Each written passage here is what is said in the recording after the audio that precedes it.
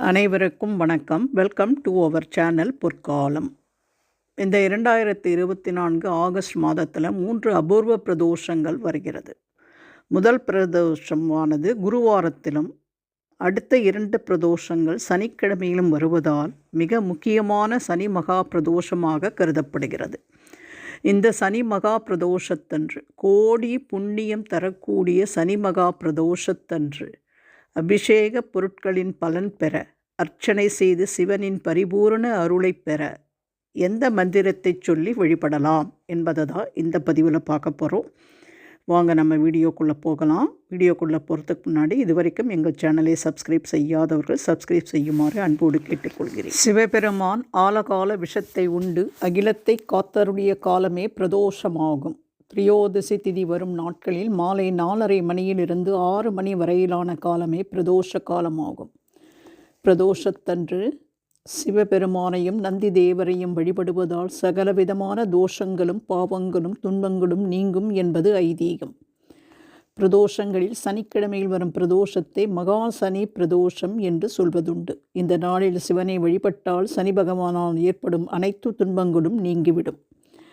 தேவர்களும் அசுரர்களும் பார்க்கடலை கடைந்தபோது வெளிப்பட்ட ஆலகால விஷத்தை சிவபெருமான் உண்டது ஏகாதசி தினத்தன்று.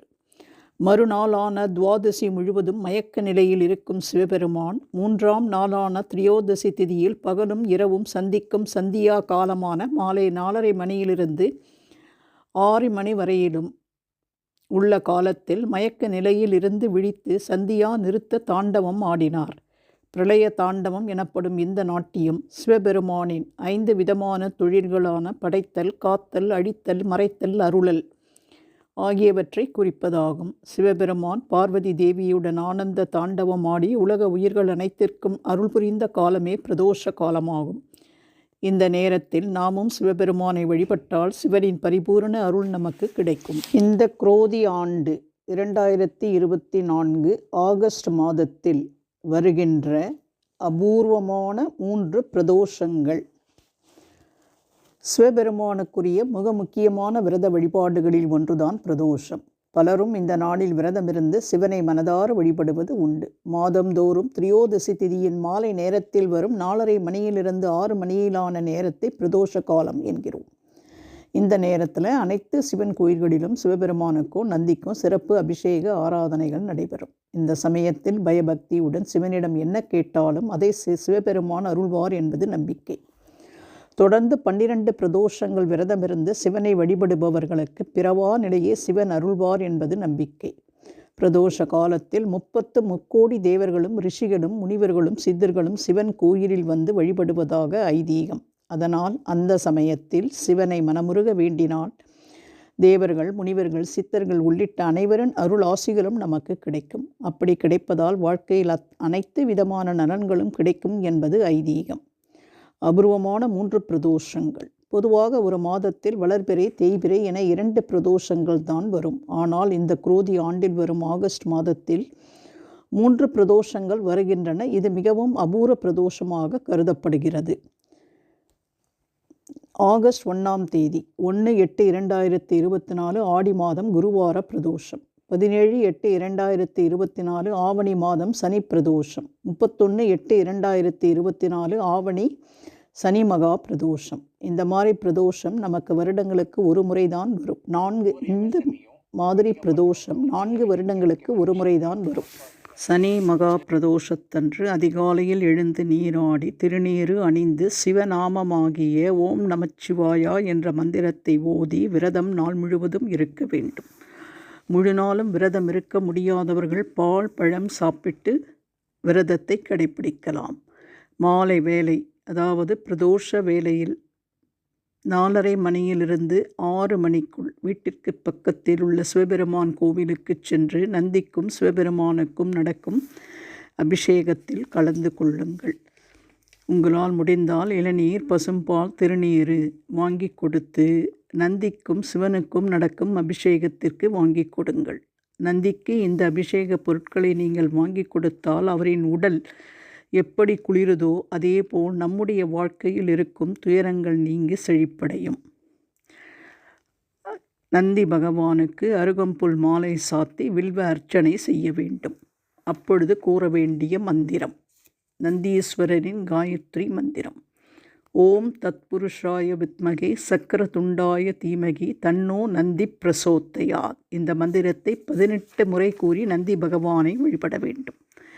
அதற்கு பிறகு நந்திக்கும் சிவனுக்கும் நடக்கும் அர்ச்சனைக்கு 3 இதழ்கள் கொண்ட வில்வம் வாங்கி கொடுத்து கேட்கின்ற வரம் கிடைக்க சங்குப்பூ மாலை சாத்தி வழிபட்டால் நமக்கு நாம் வேண்டிய வரத்தை அள்ளி கொடுப்பார் சிவபெருமான். அதிலும் சனி பிரதோஷத்தன்று சிவனுக்கு சங்குப்பூ படைத்து வழிபட்டால் நீங்கள் வேண்டிய வரங்கள் கிடைக்கும். சிவபெருமானுக்கு அர்ச்சனை செய்யும் பொழுது கூற வேண்டிய மந்திரம் சிவன் காயத்ரி மந்திரம். ஓம் திரியம்பகாய வித்மகே மிருத்துஞ்சாய தீமகி தன்னோ பரமசிவ பிரசோத்தயாத். இந்த மந்திரத்தையும் 18 முறை கூறி சிவபெருமானை வழிபட வேண்டும்.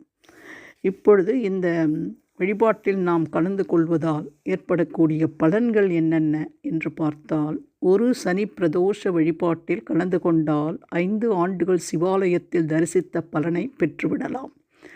சனி மகா பிரதோஷத்தன்று நந்தியையும் சிவபெருமானையும் வழிபட்டால் திருமணம் கைகூடும், பிள்ளை பாக்கியம் கிடைக்கும், வறுமை நீங்கும், நோய்கள் நீங்கும், சகல காரியங்களிலும் வெற்றி கிடைக்கும்.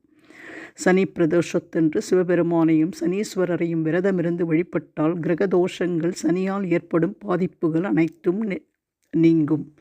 நந்தியையும் சிவபெருமானையும் வழிபட்ட பிறகு நவக்கிரகத்தில் உள்ள சனி பகவானுக்கு 2 எல் விளக்குகள் ஏற்றி வைத்து 9 முறை சுற்றி வந்து ஓம் சனி பகவானே நமகா என்று கூறி 9 முறை வழிவந்து சனி பகவானையும் வழிபடுவது சிறப்பு.